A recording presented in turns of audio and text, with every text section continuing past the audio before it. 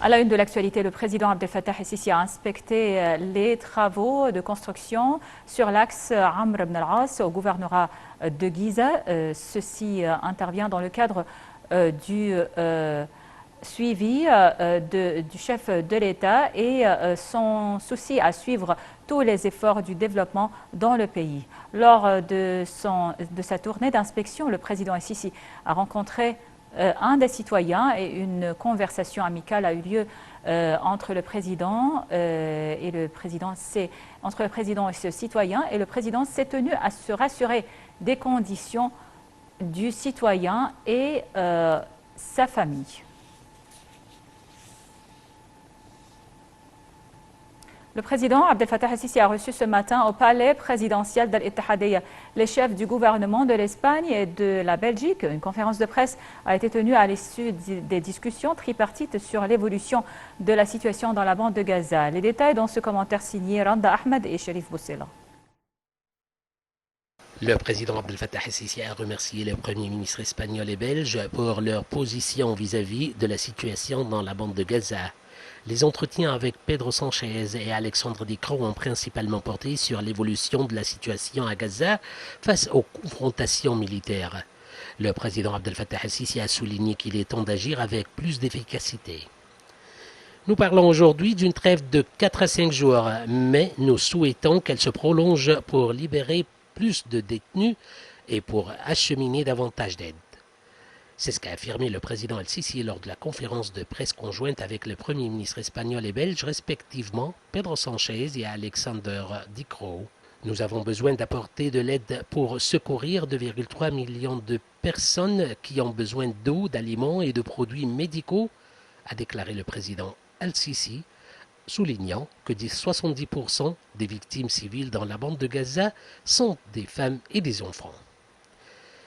Il a indiqué que nous n'avons pas empêché la sortie des otages et l'affaire était liée à la coordination avec la partie israélienne. Ajoutant que le terminal de Rafah n'a pas été et ne sera pas fermé devant l'entrée des aides et le passage des otages sortis de la bande de Gaza.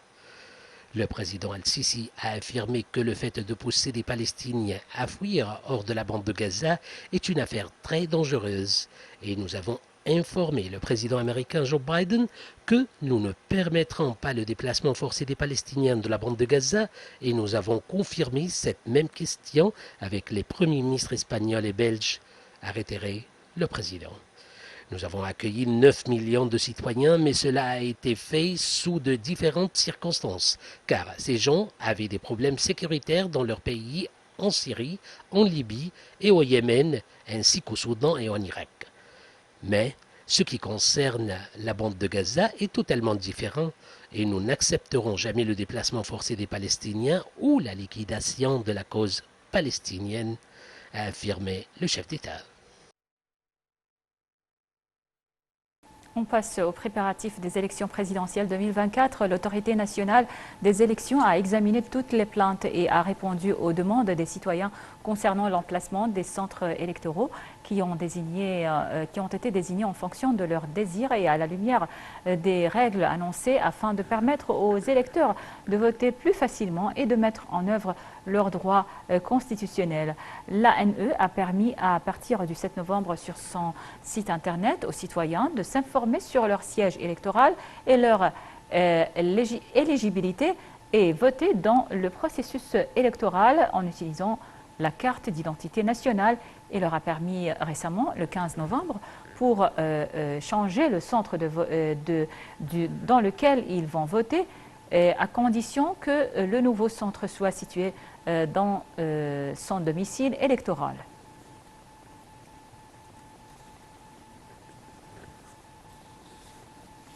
La page officielle du candidat à la présidentielle Abdel Fattah el-Sisi a publié un certain nombre de conférences de masse organisées par les différentes partis et forces politiques et populaires pour soutenir le candidat à la présidentielle lors des prochaines élections de 2024 et ce afin d'achever le processus de développement et des réalisations qui ont été accomplies en Égypte au cours des 9 dernières années.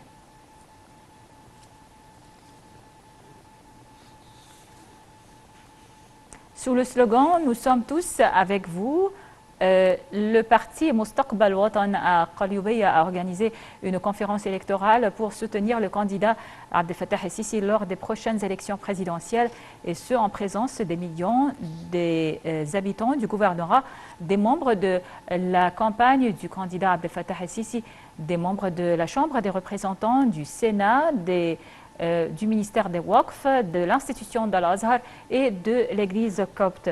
Les participants à la conférence ont confirmé que le peuple égyptien est conscient du danger que confronte l'Égypte actuellement et espère que les jours des élections présidentielles à l'intérieur de l'Égypte soient l'occasion pour mettre en relief le plein soutien des Égyptiens pour le candidat Abdel Fattah el-Sisi aux élections présidentielles 2024 afin d'achever le processus de développement de l'Égypte.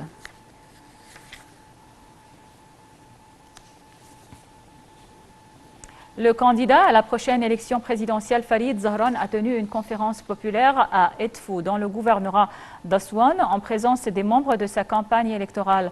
Farid Zahran a passé en revue lors de cette conférence les volets politiques, économiques et sociaux de son programme électoral. Sa philosophie sociale repose sur l'autonomisation des tranches les plus nécessiteuses de la société.